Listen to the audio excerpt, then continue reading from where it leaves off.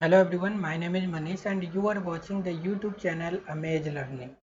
बच्चों आज के लेक्चर में हम लोग वेक्टर प्रोडक्ट यानी कि क्रॉस प्रोडक्ट पढ़ने वाले हैं। लास्ट लेक्चर में हम लोगों ने डॉट प्रोडक्ट स्टार्ट किया था और उसे कंप्लीट भी करा था। बहुत सारे न्यूमेरिकल कुछ कंसेप्ट सीखा था और हम एक अच्छा कंसेप्ट बिल्डअप कर पाए थे डॉट प्रोडक्ट का। ओके, और उससे पहले हम लोगों ने बेसिक आइडिया डॉट और क्रॉस के बारे में भी सीखा था। ठीक है, तो अब आज का हमारा टॉपिक है cross product of two vector.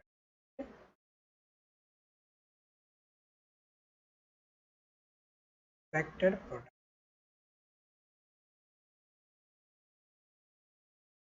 Sorry से कहा जाता है क्रॉस।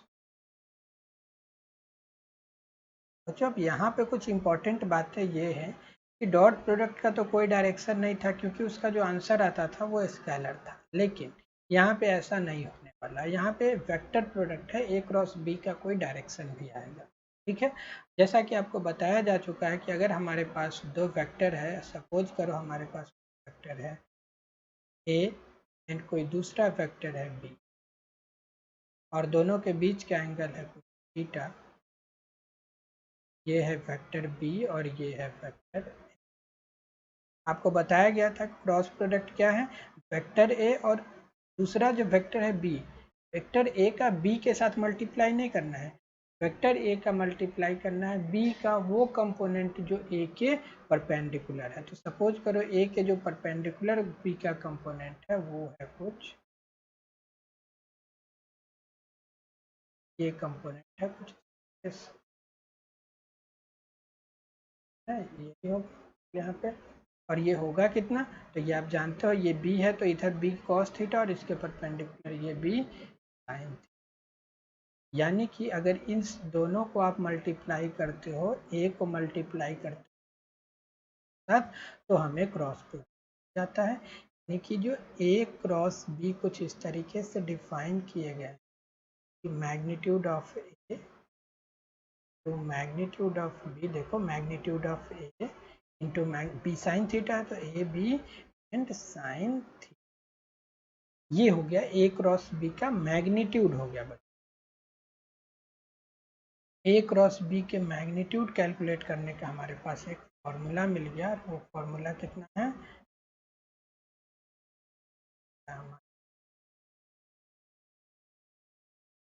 ए क्रॉस बी का magnitude, magnitude of A magnitude of B and sine theta is the formula. Okay, ये तो देखो मैग्नीट्यूड लिखा हुआ है, लेकिन मैं बताया था कि इसका क्या होगा, वेक्टर प्रोडक्ट है तो इसका कुछ डायरेक्शन भी होगा। तो इसको बेसिकली इस तरीके से लिखा जाता है। अगर आप ए क्रॉस बी का बात करो तो ये होता है magnitude of A magnitude of B sine theta और इसके साथ एसोसिएटेड एक direction N cap.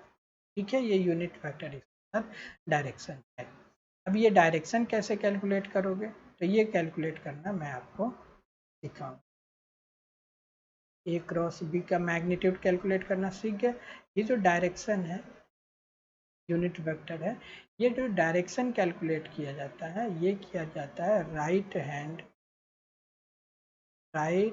Hand thumb rule.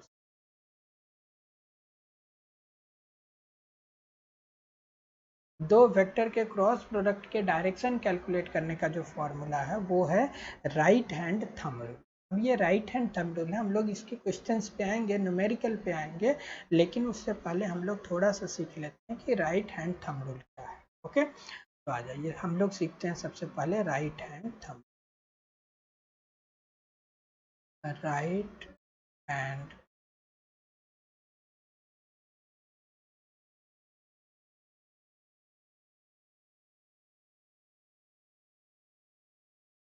Right hand thumb, देखो क्या है राइट। सपोज करो हमारे पास दो वेक्टर हैं, ये है कोई वेक्टर और ये है कोई, ये है वेक्टर,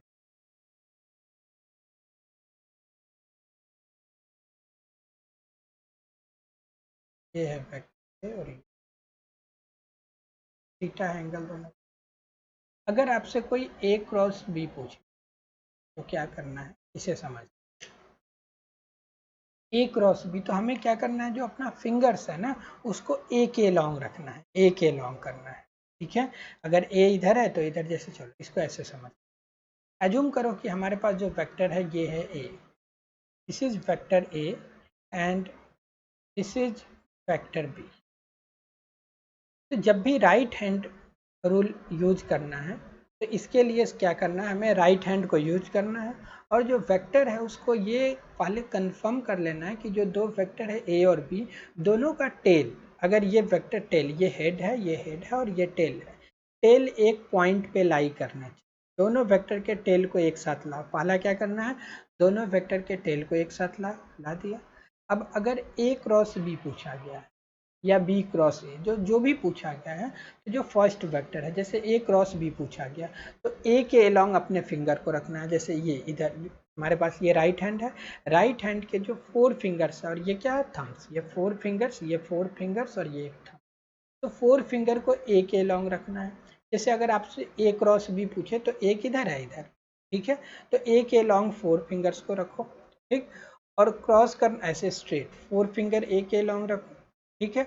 अब आपसे पूछा गया ए क्रॉस बी, तो अब इस 4 फिंगर को कर्ल करना है, किधर, मतलब इसको रोटेट करना है, इसको बंद करना है, किधर, जिधर बी हो, तो अगर आप बंद करोगे बी की तरफ, जैसे ऐसे करोगे तो बताओ थंब किधर जा रहा है, इधर की ओर, तो ए क्रॉस बी का डायरेक्शन उधर की इनवर्ड होगा, है ना, इनवर्ड ए क्रॉस बी का direction.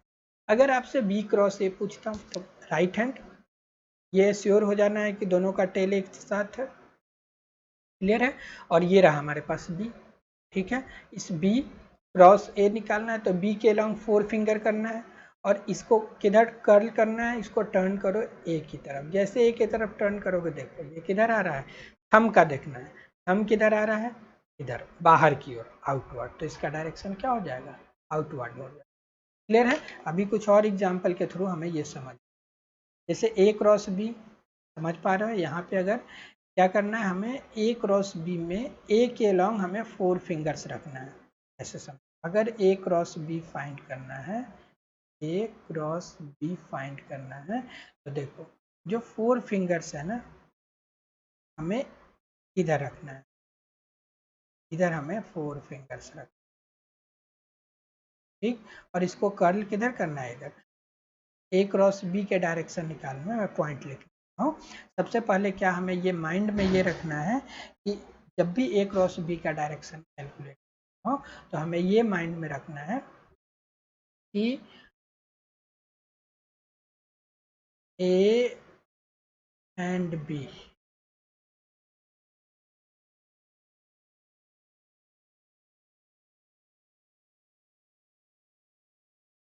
tail of A and B be at same point, ठीक है। अब क्योंकि ए क्रॉस बी निकालना है तो दूसरा पॉइंट क्या होगा, put 4 fingers, 4 fingers along vector A. Next, curl the fingers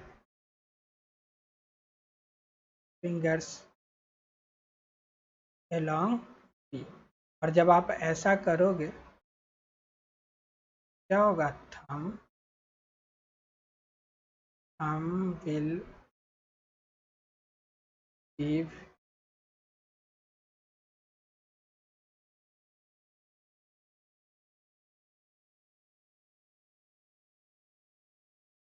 direction of cross product. ये स्टेप 5, सबसे पहले श्योर करना है कि ए और बी दोनों का टेल एक पॉइंट पे होना चाहिए। उसके बाद ये जो फर्स्ट वेक्टर हो उधर हमें 4 फिंगर्स रखना है, और उस 4 फिंगर्स को किधर घुमाना है, जिधर दूसरा वेक्टर हो, अपने आप थंब का डायरेक्शन हमें ए क्रॉस का डायरेक्शन, ठीक है। चलो कुछ प्रैक्टिस करते हैं हम लोग डायरेक्शन कैलकुलेट। चलो एक एग्जांपल के थ्रू इस चीज़ को हम समझते हैं। जैसे एज्यूम करो कि एक वेक्टर है हमारे पास, वेक्टर क्या है, एक वेक्टर ये है, सॉरी एज्यूम करो हमारे पास ये कोई वेक्टर है ए और ये जो क्रॉस में बनाया ऐसे ये कोई वेक्टर है बी। आप पहले से जानते हो कि जो क्रॉस बना होता है इसका मतलब इनवर्ड होता है ना। एक वेक्टर है ए, इसका मतलब ए का क्रॉस हमें करना है किसके साथ। क्वेश्चन है find the direction, find the direction of A cross B का डायरेक्शन आपसे पूछा गया है। तो क्या करोगे, तरीका ये है कि हमें सबसे पहले क्या करना है कि जो फर्स्ट वेक्टर है ए उसके अलावा हमें फिंगर्स को रखना है। जो फर्स्ट वेक्टर है ना उधर हमें फिंगर्स को रखना है ए, ठीक है। देखो उसमें ए और अंदर की ओर क्या है, आपके लिए ए ऐसे आ रहा होगा है ना, तो आप अपने अकॉर्डिंग डायरेक्शन रखोगे है ना। ए के अलॉन्ग अपने, मैं क्या कह रहा हूँ कि ए के अलॉन्ग अपने 4 फिंगर्स को रखो, ए के अलॉन्ग में अपने 4 फिंगर्स को रख लिया, आपका जिधर आ रहा है उधर रखो ए। और अंदर मेरे लिए उसको क्या करना है, कर्ल करना है। मेरे लिए इधर की ओर इनवर्ड है तो ए क्रॉस बी ऊपर आ रहा है जे कैप। आप भी करके देखो आपको वैसे आ रहा होगा ए क्रॉस बी, बी का मतलब है इनवर्ड, मेरे लिए ऊपर आ रहा है। आप भी करके देखो अपने हाथ से, 4 फिंगर्स को ए के लॉन्ग रखो और उसको कर्ल करो इनवर्ड, जो भी आपका इनवर्ड है। मेरा इनवर्ड इधर की ओर तो मैं उधर कर्ल कर रहा हूँ तो ये जे कैप आ रहा है, यानी इसका डायरेक्शन होगा जे कैप, इसका डायरेक्शन होगा जे कैप। ठीक है, कुछ और प्रैक्टिस करते हैं, इससे समझ आएगा आपको।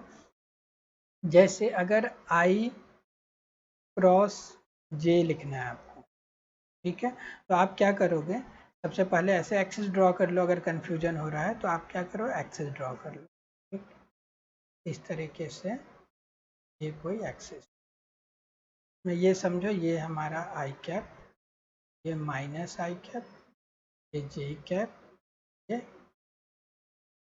ठीक है। बाहर की ओर क्या हो जाएगा के कैप और अंदर की ओर माइनस। अब देखो आई क्रॉस जे, मेरे तो अपने 4 फिंगर्स को आई के अलॉन्ग करो, आई क्रॉस जे। अब उसको जे, जे का मतलब ऊपर, ऊपर की ओर हमें कर्ल करना है इसको, आई क्रॉस जे इधर की ओर आ रहा है, ये मेरे लिए आउटवर्ड है, मतलब ये आई क्रॉस जे आ रहा है के कैप। आप भी करके देखो, देखो आउटवर्ड आ रहा है कि नहीं।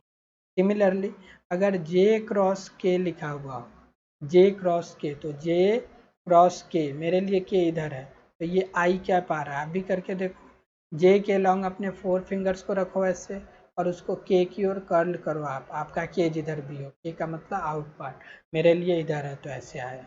आप भी कर्ल करो, आपके लिए ऐसे करके ऐसे आ रहा होगा और ये वाला ही आपके लिए आ रहा होगा जो कि पॉजिटिव आ रहा होगा। क्लियर है ना, जे क्रॉस के हो गया। सिमिलरली ऐसा भी लिख सकता है माइनस आई क्रॉस जे, तो देखो माइनस आई मेरे लिए इधर है, माइनस आई क्रॉस जे, माइनस आई इधर है और क्रॉस करना है ऊपर की ओर, तो माइनस आई क्रॉस जे इधर आ रहा है, ये मेरे लिए इनवर्ड है, यानी कि माइनस के कैप आ रहा है। आपके लिए माइनस आई इधर होगा और जे कर रहे होगे तो ऐसे आ रहा होगा और ये इनवर्ड होगा आपके लिए, ठीक है, माइनस। सिमिलरली माइनस के क्रॉस माइनस आई भी अगर कहीं पे भी लिखा हो तो माइनस के का क्या मतलब है, मेरे लिए माइनस के किधर है, मेरे लिए माइनस के इधर की ओर है, आई जे अंदर की ओर है, माइनस के, माइनस के आप भी करो, आपका जिधर भी माइनस के आ रहा है इनवर्ड अपने 4 फिंगर्स को डायरेक्ट करो, माइनस के क्रॉस माइनस आई। अब माइनस आई इधर है तभी देखो इनवर्ड है, ऐसे घुमा लिया और माइनस आई ऐसे आ रहा है, माइनस के क्रॉस माइनस आई, ये मेरे लिए आ रहा है जे कैप। इस तरीके से आप क्रॉस प्रोडक्ट का डायरेक्शन कैलकुलेट हो। अगर जिन्हें समझ नहीं आया तो एक ट्रिक भी होता है इस तरीके से, वो याद रख सकते हैं। ऐसे एक डायग्राम बना लो, आई कैप, इधर जे कैप और इधर की ओर जे कैप, ऐसे कोई डायग्राम ड्रॉ कर लो और इसमें ये सोचना है कि ये आई क्रॉस जे पूछा जाए तो अगला वाला बताना है के कैप, जे क्रॉस के पूछे तो अगला वाला आई कैप, के क्रॉस आई पूछे तो अगला वाला जे कैप। अगर उल्टा चलते इस एरो के डायरेक्शन में ऐसे चले तब तो ठीक है, उल्टा चले जैसे जे क्रॉस आई तब के कैप नहीं माइनस के कैप बोल, आई क्रॉस के देखो एरो के उल्टा डायरेक्शन में माइनस जे कैप, ए क्रॉस जे माइनस कैप, ऐसे भी आप बोल सकते, ठीक है। वही चीज देखो आई क्रॉस जे के है, जे क्रॉस के कितना है, जे क्रॉस के आई कैप, माइनस आई क्रॉस जे है, ठीक है ना, माइनस आई क्रॉस जे, तो यहाँ से वो करना थोड़ा मुश्किल हो जाएगा, ठीक है, नेगेटिव वाले जब आ जाएंगे। आपको बस एक ही चीज़ याद रखना है, ये है थोड़ा बहुत कभी कभी काम आ जाता है, लेकिन जो अच्छे बच्चे हैं उनको मैं कहूँगा ये याद रखने की कोई ज़रूरत नहीं है। अब तो सिंपल जो कंसेप्ट है राइट हैंड थंब को उसे फॉलो करो कि आई क्रॉस जे क्या है, के क्रॉस आई जो भी है वो कैलकुलेट कर सकते हो। ओके, तो अब उम्मीद है कि आपको ये कंसेप्ट अच्छे तरीके से समझ आ गया होगा। ठीक है, नेक्स्ट अब हम लोग नेक्स्ट आगे डायरेक्शन कैलकुलेट करना हम लोग सीख गए। अब हम लोग आगे क्या देखेंगे, जो मैग्नीट्यूड कैलकुलेट करना है उसको कंटिन्यू करते हैं। ठीक है, ओके। तो हम लोगों ने देखा था कि ए क्रॉस जो वेक्टर है इसके मैग्नीट्यूड का अगर मैं बात करूं तो ये होता है magnitude of A magnitude of B into ऐसा। यहाँ से भी वही चीज़ है कि अगर ए क्रॉस बी गिवन होगा, बी गिवन होगा, साइन थीटा गिवन होगा तो आपसे ए पूछ लेगा। 4 टर्म्स है, इसमें से कोई भी 3 टर्म्स देके एक टर्म पूछ सकता है, बेसिक है ना।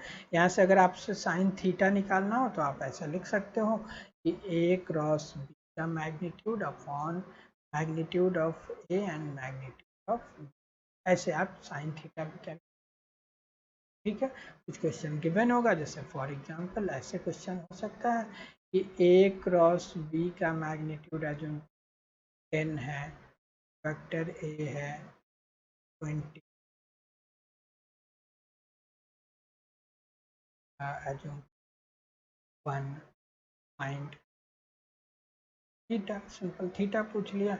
आप जानते हो यहाँ से ए क्रॉस बी को आप लिख सकते हो ना इस तरीके से, मॉड ऑफ, फॉर्मूला नहीं भी याद है तो बस ये याद रखो, ए क्रॉस बी 10 गिवन है, मॉड ऑफ ए 20 है, मॉड ऑफ बी 1 है, इनटू साइन थीटा गया है। यहाँ से 20 से 10 से 20 कितना बार में चला जाएगा, 2 से।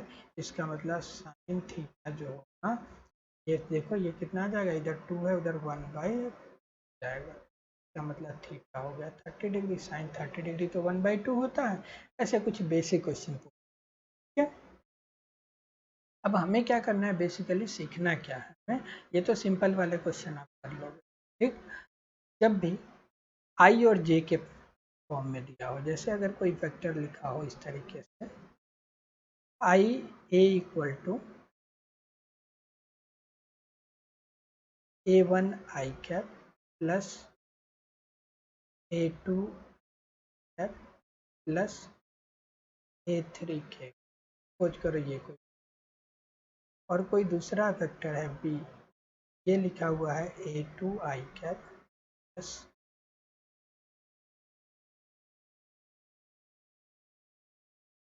लिख देते B1 आई कैप प्लस B2 जे कैप प्लस B3 के कैप। इस तरीके से कोई फैक्टर लिखा हो, A1 I cap plus A2 J cap plus A3 के कैप, और सेकेंड है B1 आई कैप प्लस B2 जे कैप B3। और आपसे पूछा गया कि ए क्रॉस, तरीका हमारा वही है, ए क्रॉस, चलो डायरेक्शन के साथ बता दो कि ए क्रॉस भी एक्चुअल में होगा कितना। तरीका क्या है बच्चों, वही तरीका हमारा कि अगर ए और बी को मल्टीप्लाई करना है तो सबसे पहले ये वाला टर्म लो, और इसको इससे भी मल्टीप्लाई करो, इससे भी मल्टीप्लाई करो, और फिर इससे भी मल्टीप्लाई करो, यही तो है। तो आप क्या लिखोगे, A1, अब देखो A1 आई कैप का B1 जे आई कैप से मल्टीप्लाई करता है, तो A1 देखो यहाँ भी आई कैप और यहाँ पे भी आई कैप, अभी सीखा आई कैप क्या होगा, आई आई के बीच का एंगल 0, और साइन 0 तो 0 हो जाता है, इसका मतलब क्रॉस प्रोडक्ट क्या हो जाएगा, 0 हो जाएगा। इसका मतलब जब आप इसको इससे मल्टीप्लाई करोगे तो ये तो 0 आ जाएगा, ठीक है। अब आ जाओ आई का जे के साथ, आई कर, आप सोचो करके देखो आई क्रॉस जे क्या होगा। आई मेरे लिए तो ऐसे होगा, आई क्रॉस जे माइनस के कैप आ रहा है मेरे लिए, आई क्रॉस जे कितना आ रहा है मेरे लिए, माइनस के कैप आ रहा है। आप भी करके देखो, माइनस के कैप आ रहा होगा, देखो करके आई क्रॉस जे कितना आ रहा है, आई क्रॉस जे आएगा माइनस के कैप, या के कैप देखो आपको याद नहीं है तो आप ऐसे को कर लो, ऐसे लिख लो ना, क्या दिक्कत है, आई के, सिंपल आई क्रॉस जे, के कैप आएगा, सॉरी आई क्रॉस जे के कैप। करके देखो ना, आई और जे, अब एज्यूम करो ऐसे बनाते हैं ना, इधर आई इधर है ना, तो आई क्रॉस जे ऐसे करते हैं ना, ठीक है, आई क्रॉस जे, आई क्रॉस जे। इसको अगर आउटवर्ड बोलो, आपके लिए ये देखो आउटवर्ड होगा, ठीक है ना, आई क्रॉस जे। अगर आप उधर से देख रहे हो, ऐसे कर रहा हूँ ना, आई क्रॉस जे, ठीक है, क्लियर है, समझ पा रहे हो ऐसे। आई, अगर आई इधर है, अगर आई इधर है तो आई, देखो यहाँ पे आई आपको दिख रहा होगा आई, और क्रॉस जे करूंगा तो उधर आ रहा होगा आई क्रॉस जे के कैप आ रहा होगा। क्लियर है, समझ पा रहे हो। अब देखो करके देखो, अगर मैं ऐसे एक्सिस ड्रॉ करता हूँ, मेरे लिए ऐसे आई दिखेगा और ऊपर की ओर जे दिखेगा। अब जैसे मैं ये आई और ऐसे जे करूँगा तो मेरे लिए ये आउटवर्ड ही हुआ आई क्रॉस जे, ठीक है। बोर्ड पे पढ़ाऊँगा अगर तो आपको अच्छे से दिखेगा, मेरे लिए आई और ये जे, आई जे इधर के और उधर माइनस के ड्रॉ किया होगा। करके देखो ऐसे, तो आई क्रॉस जे आ रहा होगा कितना, के कैप आ रहा होगा आपके लिए, ए क्रॉस बी, तो यहाँ पे आई क्रॉस जे के कैप हो जाएगा, और ए वन को बी वन से मल्टीप्लाई करोगे तो प्लस ए वन बी वन, ऐसे कर सकते हो। सिमिलरली इसका आई क्रॉस के करके देखो, देखो यहाँ से आई क्रॉस के माइनस जे कैप आएगा, मेरे लिए भी ऐसे देखो आई क्रॉस के अगर मैं ऐसे लिखूँ तो नीचे माइनस के कैप जे कैप, तो माइनस जे कैप, तो यहाँ माइनस पहले लिख देता हूँ, और ए वन बी थ्री, ए वन बी थ्री, और माइनस आई कैप है तो आई कैप, प्लस अब फिर से ए टू लो, ए टू का जे क्रॉस आई करना होगा, देखो यहाँ से जे क्रॉस आई माइनस के कैप होगा, तो ये माइनस रहने दो, और ये हो जाएगा ए टू बी वन, ठीक है। और कितना है, जे क्रॉस आई कितना है, के कैप माइनस, ऐसे लिख दो। फिर ए टू का जे के साथ तो जीरो हो जाएगा, तो जीरो, फिर ये जे का के साथ करो, जे क्रॉस के कितना होगा आई कैप, तो ये आ जाएगा ए टू बी थ्री, ठीक है, जे क्रॉस के ये आ जाएगा आई कैप, ठीक है। सिमिलरली प्लस अब ये वाला टर्म लो, ए थ्री और बी वन, ए थ्री बी वन, ए थ्री बी वन, और के क्रॉस आई देखो क्या हो जाएगा, के क्रॉस आई फिर से जे लिख लो, फिर A three B two plus A three B two. अब देखो ए थ्री बी टू के क्रॉस जे माइनस आई कैप होगा, है ना, माइनस आई कैप, फिर से जीरो, जे के क्रॉस के कितना हो जाएगा, जीरो। तो ऐसे सॉल्व कर सकते हो। ये काफ़ी बच्चों कॉम्प्लिकेटेड मेथड है ना, इसमें प्लस माइनस का थोड़ा भी इधर उधर हुआ तो क्या हो जाएगा, आपका रॉन्ग हो जाएगा, आंसर रॉन्ग हो जाएगा तुरंत। ओके, तो आपको क्या करना है, एक दूसरा मेथड मैं सिखाऊंगा, डिटर्मिनेंट मेथड, जो आपको याद रखना है, ठीक है, वो हम कुछ न्यूमेरिकल के थ्रू ही सॉल्व करते हैं।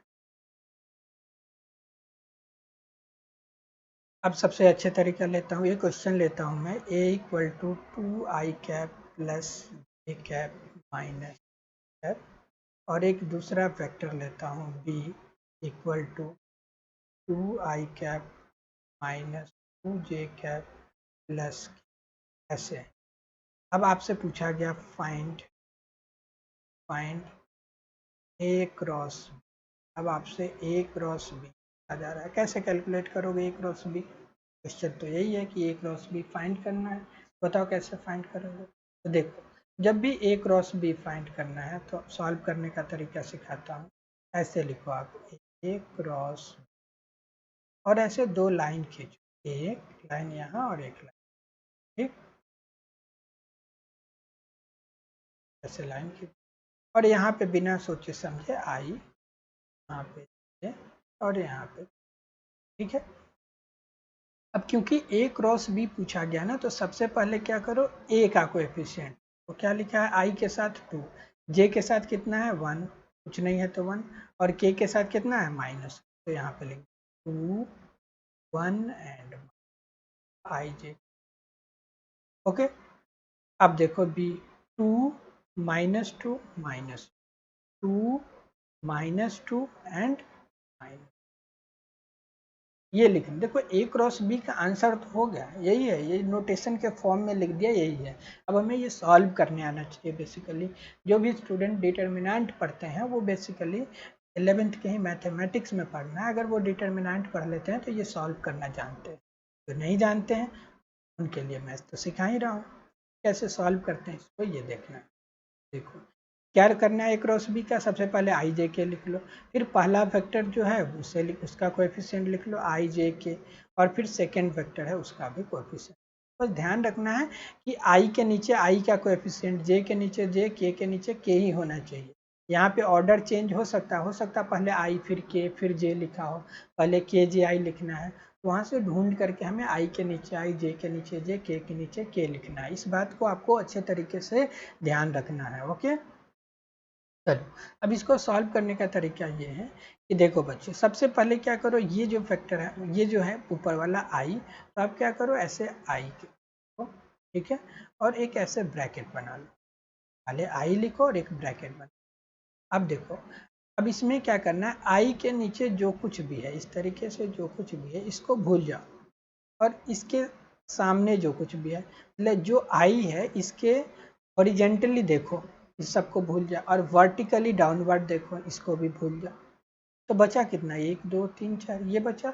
अब क्या करो, ये जो ऊपर में है, ये ध्यान रखना है, ऊपर में जो है इसको इससे मल्टीप्लाई करना है ना, जो ऑर्डर मैं बता रहा हूँ वही फॉलो करना, इसको इससे मल्टीप्लाई करना है, 1 इंटू माइनस, बताओ 1 इंटू -1 कितना हो जाएगा, -1, ठीक है।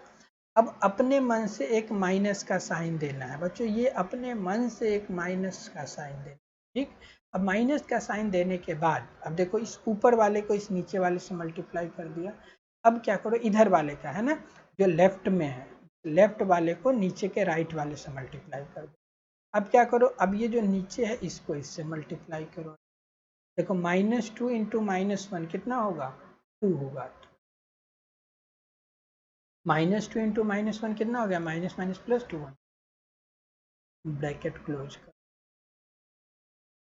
अब क्या करो, आई कैप को लिख लिया। अब क्या करो, अगला जो टर्म है ना जे कैप, तो अब जे कैप नहीं, अब आपको यहाँ पे लिखना है माइनस कैप, और फिर से ब्रैकेट स्टार्ट करना है। आपको ध्यान रखना है कि जब आई कैप लिखोगे तो आई कैप को आई कैप लिखना है, लेकिन जब दूसरा लिखते हो तो अब जे न लिख के माइनस जे, फिर प्लस के, मतलब अल्टरनेट साइन चेंज करते जाना होता है ना। आई के पहले प्लस आई, फिर प्लस हो गया तो अब माइनस जे लिखोगे और फिर प्लस के लिखोगे, है ना, इस तरीके से लिखना। आप याद भी रख सकते हो कि जे के साथ बस माइनस जे लिखना है, बाकी आई और के साथ तो प्लस में, ठीक है। तो माइनस जे, और फिर से वही करना है। देखो जे के सामने जो भी है हॉरिजेंटल लाइन के लॉन्ग, इसको भूल जाना है, और जे के जो नीचे है ना इसको भी भूल जाना है, इसको भी भूल जाना, इसे भूल गया, देखो जे के वर्टिकली डाउनवर्ड इस लाइन को भूल जाओ और इसको भूल जाओ, तो बचा कितना, 1 2 3 4, ये 4 टर्म बची, ठीक है ना। तो अब फिर से मल्टीप्लाई वही करना है। अब ये जो बचा, इस 4 को -1 के साथ मल्टीप्लाई करो, सॉरी 4 नहीं, ये 2 है, इस 2 को -1 के साथ मल्टीप्लाई करो, कितना आ जाएगा, -2। अब फिर से क्या करना है, अपने मन से एक माइनस साइन लेना है बच्चों, जब भी एक ऊपर वाले का नीचे वाले के साथ मल्टीप्लाई कर दो तो अब माइनस साइन अपने मन से, ठीक। अब उसके बाद क्या करना है, इसको इससे मल्टीप्लाई, 2 इंटू -1 कितना होगा बच्चों, बता दो, 2 इंटू -1 -2। अब ये नहीं सोचना कि माइनस तो लिखा हुआ है बस 2 लिख दो, ये माइनस अपने मन से लिखा था। अब 2 इंटू -1 कितना हो रहा है, -2, यहाँ पे लिखो आप, ब्रैकेट में लिख दो माइनस, ठीक है, बस हो गया। अब ब्रैकेट क्या करो, क्लोज करो।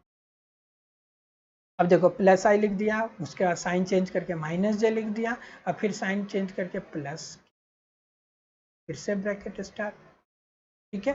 अब देखो ये जो के है, ये के है, इस के के सामने जो कुछ भी है, इस नीचे वाले को भी भूल जाओ वर्टिकली, और ये हॉरिजेंटली तो भूलना ही है। अब देखो, अब ये 4 बचा, 2 1 2 -2। अब क्या करोगे, 2 को -2 से मल्टीप्लाई करो, 2 2 जा 4, और माइनस साइन है तो -4, तो यहाँ पे क्या लिखोगे, -4, और अपने मन से माइनस साइन, 2 2 जा 4 -4 माइनस, और 2 1 जा 2, अब इसको इससे करोगे, 2 1 जा 2, हो गया तरीके से। अब देखो, अब तो सिंपल है, अब तो कुछ है ही नहीं इसमें। अब जब ये सॉल्व करोगे तो देखो, ये -2 और -1 कितना हो गया, -3 आई कैप। अब देखो माइनस माइनस क्या हो जाएगा, ये देखो माइनस माइनस क्या हो जाएगा प्लस, तो +2 और ये -2 ये तो कैंसिल हो जाएगा, 0 हो जाएगा ना, प्लस हो जाएगा, ठीक है। और -4 -2 क्या हो गया, -6। अब 0 को जनरली नहीं लिखते हैं तो आप ऐसे लिख सकते हो -3i कैप माइनस, देखो डायरेक्शन भी आ गया, ये क्या आ गया हमारा a क्रॉस। अगर आपसे कोई a क्रॉस b का मॉड पूछ ले मैग्नीट्यूड, तो आप तो ये जानते हो √ऑफ -3 है तो इसका स्क्वायर कितना हो जाएगा 9, और 6 का स्क्वायर 36, 45 बता दोगे। यूनिट वेक्टर पूछ ले, यूनिट वेक्टर कुछ भी निकाल सकते हो। तो ऐसा एक्सपेक्ट करता हूँ कि आपको समझ आ गया होगा कि a क्रॉस b कैसे कैलकुलेट करें। आप सीट और डीपीपी के थ्रू, बुक्स के थ्रू प्रैक्टिस करोगे और आपको ये सॉल्व करना आ जाएगा, ठीक है। चलो एक शॉर्ट में जल्दी से एक और क्वेश्चन ले लेते हैं। ऐसा कुछ जैसे a इक्वल टू दे रखा है a cap minus I cap, और जो सेकेंड फैक्टर है b वो दे रखा है 2k कैप माइनस, ऐसे दे रखा है। Find a cross b। फिर से हमारे पास वही, अगर कुछ भी समझ नहीं आ रहा है तो आपको क्या लिखना है, इस तरीके से लिखना है a क्रॉस b, और आपको क्या करना है, दो लाइन खींच देना है, यहाँ पे लिखना है आई कैप, यहाँ पे लिखना है जे कैप। जे कैप वाला वेक्टर क्या है a, तो देखो a के साथ i तो है ही नहीं, है ना, i यहाँ है, कितना है इसके साथ -1, तो j तो है ही नहीं, तो ऐसा समझ सकते हो ना कि इसमें 0j लिखा हुआ है, 0 लिख, k है ना यहाँ पे 1 1। दूसरा वेक्टर b, ये भी क्या है माइनस, j तो है ही नहीं तो 0, k कितना है, बस सॉल्व करो। सबसे पहले क्या करो, आई कैप लिखो, एक ब्रैकेट बनाओ, इसको और इसको भूल जाओ दोनों को, तो 0 × 2 0 हो जाएगा, माइनस अपने मन से 0 × 1 फिर से 0, प्लस जे कैप लिखो। अब इस जे कैप के लिए इधर और ये वाला भूल जाओ, तो बचा कितना 1 × 2, -1 × 2, 2 बन गया 2 -2, और माइनस अपने ये कर लिया, इसको इससे मल्टीप्लाई कर दिया, माइनस भी लिख दिया। -1 × 1 कितना होगा बच्चों बताओ, -1 × 1 कितना होगा -1, माइनस प्लस, और यहाँ पे माइनस होगा बच्चों, तो सिखाया था आई कैप उसके बाद माइनस जे, ठीक है। चलो प्लस के कैप, अब इसको और इसको भूल जाओ, -1 × 0 0, और ये भी 0, यानी ये भी 0 माइनस आने वाला, तो ये भी 0 हो गया, और ये भी बचा ये माइनस, देखो ये माइनस माइनस प्लस हो गया, यानी -2 + 1 कितना होगा -2, और +1 -1 हो जाएगा, और इस माइनस से मल्टीप्लाई करके 1 रखा जाएगा, इसका आंसर सिर्फ एंड सिर्फ होगा, ठीक है। आपको समझ आया होगा कि ये, ओके। अब कुछ इंपॉर्टेंट पॉइंट्स देखने हैं, जैसे नोट करके मैं इंपॉर्टेंट पॉइंट बताता हूँ कि जब भी दो वेक्टर पैरेलल या एंटी पैरेलल है ना, जब भी दो वेक्टर ए और बी पैरेलल है, इसका मतलब ये है कि ए क्रॉस बी क्या आने वाला है, 0 आने वाला है, क्योंकि ये ए क्रॉस बी बच्चों क्या है, वेक्टर है ना, तो इसका वेक्टर प्रोडक्ट तो वेक्टर ही है, तो इसको आप 0 वेक्टर बोल सकते हो। अगर दो वेक्टर पैरेलल है तो उसका क्रॉस प्रोडक्ट 0 है ना, 0 उसका मैग्नीट्यूड होगा। अगर ए और बी परपेंडिकुलर है तो क्या होगा, क्रॉस प्रोडक्ट का, अच्छा ये तो क्रॉस प्रोडक्ट हो गया, लेकिन अगर ए डॉट बी यहाँ पे पूछा जाता तो ये क्या हो जाता, सिंपल ए और बी का मल्टीप्लाई, सिंपली ए और बी को मल्टीप्लाई कर देते, क्योंकि कॉस 0 क्या हो जाता है 1। अगर ए और बी परपेंडिकुलर है तो बताओ ए क्रॉस बी कितना होगा, ए बी साइन 90, और साइन 90 कितना होता है 1, यानी ए का नॉर्मल मल्टीप्लीकेशन। लेकिन यहीं पे अगर डॉट प्रोडक्ट पूछा जाता है ए डॉट बी, आ जाता है 0। मतलब अगर दो वेक्टर परपेंडिकुलर हुआ तो डॉट टू डॉट 0 होगा, लेकिन क्रॉस प्रोडक्ट नॉर्मल मल्टीप्लिकेशन, और ए और बी पैरेलल होगा तो क्रॉस प्रोडक्ट 0 होगा, लेकिन डॉट प्रोडक्ट नॉर्मल। ये आप याद रखोगे, इससे आप क्विकली आंसर दे पाओगे। ठीक है। अच्छा, एक चीज और याद रखना है कि अगर हमारे पास एज्यूम करो कि एक वेक्टर है, ये नोट याद रखना है, अगर a इक्वल टू ऐसे है a1 i cap plus a2 j cap plus a3 k ऐसे, और एक वेक्टर है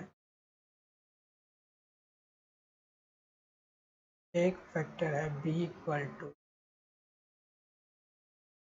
b1 i cap plus b2 j cap plus b3 ऐसे दिया हुआ, और अगर इसी में बोला गया if a and b are parallel, जैसे ही a और b पैरेलल बोला गया, a और b का डायरेक्शन दोनों का क्या है, सेम है। तो अगर ऐसा होता है कि जब भी दो वेक्टर है और दोनों पैरेलल है, इसका मतलब क्या है, पहले हमारे माइंड में क्या जाना चाहिए कि उसका क्रॉस प्रोडक्ट तो 0 होगा। जैसे ही a और b पैरेलल है, इसका मतलब ये समझ में आया हमें कि a क्रॉस b क्या हो गया, a क्रॉस b 0 होगा। अब ये बताओ a क्रॉस b 0 होने का ही तो मतलब होता है कि दोनों वेक्टर पैरेलल है, दोनों के बीच का एंगल या तो 0 होगा या फिर 180 डिग्री होगा, तभी तो दोनों का क्रॉस प्रोडक्ट 0 हो। तो जब भी दो वेक्टर पैरेलल हो तो हमारे माइंड में आना चाहिए a क्रॉस b 0 हो। अब जब इसका वैल्यू रख के बच्चों आप a क्रॉस b निकालोगे ना, तो ये कुछ ये आता है, आपको ये डायरेक्ट रिजल्ट याद रखना है। ये आएगा a1 upon b1 equal to a2 upon b2 equal to a3 upon, ये रिजल्ट आपको याद रखना है, ये काफ़ी इम्पोर्टेंट है, आप क्विकली क्वेश्चन को सॉल्व कर पाओगे, है ना। काफ़ी इम्पोर्टेंट है कि जब भी दो वेक्टर पैरेलल है तो उनके कोएफिशिएंट आई जे और के है, उसके कोएफिशिएंट का आई का coefficient first vector by I आई का coefficient second vector equal to J का coefficient first vector by J का coefficient second vector equal to K का coefficient first vector divided by K का कोएफिशिएंट सेकंड वेक्टर का, ये तीनों के तीनों इक्वल होता है। ये कहाँ से आया, तो ये क्रॉस प्रोडक्ट को जीरो करने पे आप इसका क्रॉस प्रोडक्ट ऐसे लिखोगे ना, इसको जीरो क्रॉस प्रोडक्ट कैसे लिखोगे, यहाँ पे आई कैप जे कैप और के कैप लिखोगे, यहाँ पे a1, यहाँ पे a2, यहाँ पे a3 b3, और इसको इक्वेट करोगे 0 से। जब ऐसा करोगे ना तो यही वाला रिजल्ट आ जाता है, आप करके देख सकते। ठीक है। अब जैसे इस पे बेस्ड एक क्वेश्चन ले लेते हैं, इस पे बेस्ड एक क्वेश्चन, जैसे अज्यूम करो एक वेक्टर है a equal to 4i cap plus 2j cap plus, और एक वेक्टर है b equal to 2i cap plus x cap plus 3k। बोला गया if a is parallel to b then find x पूछा गया। जैसे ही बोला a और b पैरेलल है, हमारे माइंड में क्या आना चाहिए, हमारे माइंड में आना चाहिए अच्छा दोनों का क्रॉस प्रोडक्ट 0, और जैसे ही क्रॉस प्रोडक्ट 0 हो गया तो हमारे माइंड में क्या आना चाहिए कि वो जो सॉल्व करने पे आता है वो आता है इसका कोएफिशिएंट आई का कोएफिशिएंट 4/2, ये इक्वल होना चाहिए 2/x, ये देखो 2/x, और ये इक्वल होना चाहिए 3, ऐसा कुछ फॉलो होना चाहिए। देखो 2 2 जा 4, 3 2 जा 6, कोई भी दो इक्वेशन, ये सिर्फ दो कंसिडर करो, तो यहाँ से कितना आ गया 2 इक्वल टू 2/x, 2 से 2 कैंसिल, यानी x कितना आ गया 1। आप इन दोनों से भी सॉल्व कर सकते हो, तब भी वही आएगा, यहाँ x का वैल्यू कितना हो जाएगा 1। क्लियर है। तो ये कंसेप्ट यूज करके दो पैरेलल वेक्टर को आप सॉल्व कर सकते हो। अगर क्रॉस प्रोडक्ट लिख के इक्वल टू 0 करते हो तब भी कर सकते हो, लेकिन थोड़ा टाइम टेकिंग। आपको जैसे पसंद है वैसे कर सकते हैं, ठीक है। तो 2 नोट बता दिया। थर्ड नोट ये याद रखना है कि A क्रॉस B कभी भी B क्रॉस A के इक्वल नहीं होता है बच्चों, ठीक है, क्योंकि A क्रॉस B और B क्रॉस A का डायरेक्शन अलग अलग होता है इसलिए। लेकिन अगर मैग्नीट्यूड का बात करो तो A क्रॉस B भी A B साइन थीटा होता है और B क्रॉस A भी B A साइन थीटा, बात तो वही है। तो A क्रॉस B और B क्रॉस A इन दोनों का मैग्नीट्यूड हमेशा सेम होगा लेकिन डायरेक्शन सेम नहीं होता है। तो डायरेक्शन होता क्या है, अब आपके मन में ये डाउट आ सकता है ना कि तो चलो ठीक है ये नहीं होता तो फिर डायरेक्शन क्या होता है, अपोजिट होता है। ए क्रॉस बी का direction minus times of B, ऐसे लिखते ए क्रॉस बी अगर आई कैप है तो B cross A minus I cap है, अगर ए क्रॉस ए इधर है तो ए क्रॉस बी इधर है तो बी क्रॉस ए उसके अपोजिट इधर, ये बस इसमें, इसलिए हम बोलते हैं कि ए क्रॉस बी और बी क्रॉस ए इक्वल नहीं होता है जबकि उनके मैग्नीट्यूड इक्वल होते हैं। ये बातें भी आपको याद रखना है, ठीक है। तो बच्चों ये कुछ इंपॉर्टेंट पॉइंट्स है, एक और इम्पोर्टेंट पॉइंट्स है इसके अंदर, एक नोट और आप याद रख सकते हैं कि जब भी अगर एज्यूम करो ए क्रॉस बी इक्वल टू कुछ सी है, इसका मतलब ये हुआ, देखो दो वेक्टर है, सॉरी यहाँ पे देखो ये एज्यूम करो कि हमारे पास एक वेक्टर ए है और एक वेक्टर बी है। अगर ए क्रॉस बी करोगे तो इधर की ओर आएगा, है ना, इधर का क्या मतलब है, ऐसे आएगा देखो, या फिर अगर ए क्रॉस बी ऐसे करते हो तो ये बाहर की ओर जाएगा कुछ इस तरीके से, ठीक। एज्यूम करो ये ए है ये बी है तो ये सी है, देखो ये जो सी है ना वो इसके भी परपेंडिकुलर है, ये 90 डिग्री और इसके भी परपेंडिकुलर। अगर ये ऐसे आता अंदर की ओर आता इस तरीके से तब भी देखो इसके परपेंडिकुलर और इसके परपेंडिकुलर, इसका ये मतलब हुआ कि अगर ए क्रॉस बी का आंसर सी आता है तो ये जो सी होता है ना बच्चों, ये इस ए पे भी परपेंडिकुलर होता है और बी पे भी परपेंडिकुलर होता है।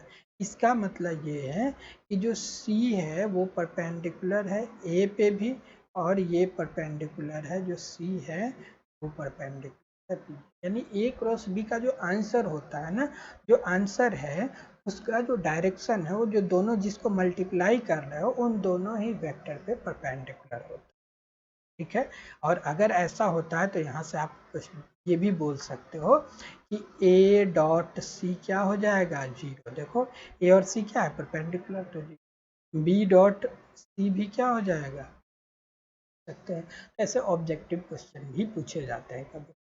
तो ये सारे जो छोटे छोटे नोट्स बताया ये काफ़ी इम्पोर्टेंट था बच्चों, ये आपको याद रखना है। तो इसी के साथ जो हमारा ये वेक्टर का सीरीज चल रहा था बच्चों ये कंप्लीट होता है। आपको जो भी स्टूडेंट नए हैं जो इस लेक्चर को अटेंड कर रहे हैं उनको ये मैं बताना चाहूँगा कि वो प्रीवियस लेक्चर को स्टार्टिंग से जहाँ से वेक्टर स्टार्ट करा गया था वहाँ से आप स्टार्ट करिए। बहुत बड़े बड़े लेक्चर नहीं है, 25-30 मिनट का है, कोई कोई लेक्चर है जो 40 मिनट के आसपास एक्सटेंड हो रहा होगा, नहीं तो छोटे छोटे लेक्चर्स हैं और काफ़ी ईजी तरीके से आपको समझाया गया है। तो आप क्या करो, वो सारे लेक्चर को 1 बाय 1 करके अटेंड करो। जैसा कि आपको पहले बताया जा चुका है कि जो वेक्टर है वो बेसिक बैकबोन है। आपको अगर फिजिक्स बहुत अच्छे तरीके से समझना है तो वेक्टर अच्छे तरीके से आना चाहिए, ठीक है। तो आप सारे लेक्चर्स जो भी वेक्टर के अंदर लेक्चर्स कराए गए हैं जो अमेज लर्निंग के यूट्यूब चैनल पे अपलोडेड है, प्लस इसके अलावा कुछ बेसिक मैथमेटिक्स के सीरीज भी इस यूट्यूब चैनल पे अपलोड किए गए हैं। उस बेसिक मैथमेटिक्स के अंदर क्या क्या है बच्चों, काफ़ी छोटे छोटे कंसेप्ट है, जैसे बेसिक ट्रिगोनोमेट्री के कुछ लेक्चर्स हैं, उसके बाद बेसिक कोऑर्डिनेट ज्योमेट्री के कुछ क्वेश्चन है, बेसिक ग्राफ थ्योरी के कुछ क्वेश्चन है कि ग्राफ कैसे ड्रॉ करते हैं। इसके अलावा आपके कुछ सेलेक्टेड टॉपिक है मैथमेटिक्स के, जैसे एरिया, मेंसुरेशन और भी कुछ इस तरीके के टॉपिक जो फिजिक्स के लिए यूजफुल है ना। फिर उसके अलावा डिफ्रेंशिएशन, इंटीग्रेशन, है ना, मैक्सिमा और मिनिमा के कंसेप्ट है। ये सारे अमेज लर्निंग के इस यूट्यूब चैनल पे अपलोड किए जा चुका है। तो जो भी बच्चे इस वीडियो को पहली बार देख रहे हैं प्लीज़ वो सारे लेक्चर को अटेंड करते हुए यहाँ तक पहुँचे तो आपको बहुत ज़्यादा फ़ायदा होने वाला है। अगर आप फिजिक्स को अच्छे तरीके से समझना चाहते हो तो बेसिक मैथमेटिक्स और जो वेक्टर का सीरीज है बच्चों, इसको बिना सोचे समझे आपको कुछ टाइम निकाल कर आप टाइम दीजिए और उसको स्ट्रॉन्ग कर लीजिए। फिर मैं गारंटी दिलाता हूँ आपको फिजिक्स में कभी भी कोई प्रॉब्लम नहीं आएगी अगर आपको बेसिक स्ट्रॉन्ग है। जो भी हमारे एक्सपीरियंस है उनसे मैं यही सीखा हूँ कि जो भी बच्चे फिजिक्स में डल होते हैं, जो फिजिक्स में न्यूमेरिकल नहीं होते हैं, इसका मतलब उनके बेसिक मैथमेटिक्स और वेक्टर के कंसेप्ट स्ट्रॉन्ग नहीं। तो please go through all that lecture. Okay, thank you. अब हम लोग नेक्स्ट जो हमारा टॉपिक होगा वो होगा काइनेमेटिक्स। अब हम लोग काइनेमेटिक्स से स्टार्ट करने वाले हैं। किसी भी बच्चों को और डाउट आ सकता है आपको कि हाँ इससे पहले तो हमें यूनिट एंड डायमेंशन पढ़ना चाहिए था। बिल्कुल यूनिट एंड डायमेंशन भी पढ़ना चाहिए था, वो भी पढ़ाऊंगा, लेकिन पहले हम लोग इसके बाद का जो अगला लेक्चर होगा वो काइनेमेटिक्स का सीरीज होगा, ठीक है। उसके बाद हम लोग आएंगे यूनिट एंड डायमेंशन को थोड़ा रुक के पढ़ा जाएगा, है ना, क्योंकि यूनिट एंड डायमेंशन ऐसा टॉपिक है जिसमें कुछ हमें कंसेप्ट्स की ज़रूरत होती है। तो कुछ topic unit and dimensions, errors in measurement, ये जो 2-3 टॉपिक हैं, आप कुछ टॉपिक फिजिक्स के पढ़ो, फिर उसमें पैरेलली क्लास लेकर के आपको कराया जाएगा, ठीक है। चलो थैंक यू, मिलते हैं नेक्स्ट लेक्चर।